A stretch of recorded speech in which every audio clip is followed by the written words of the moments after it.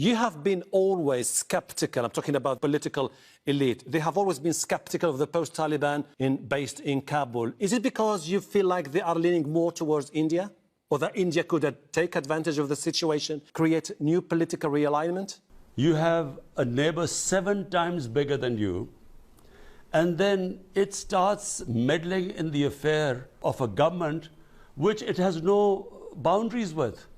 India has no boundary with Afghanistan, but Pakistan has a huge boundary with Afghanistan, and all our relationship with Afghanistan, even before Pakistan came into being, are centuries old.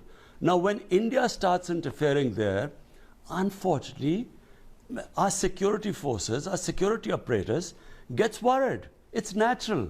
It would happen to any other country. But we don't care what India does there, but whatever is good for Afghanistan is good for us. The other country which has a stake in peace in Afghanistan is Pakistan, because instability there creates instability on the border regions, what was our former tribal areas, and that affects the whole of our country.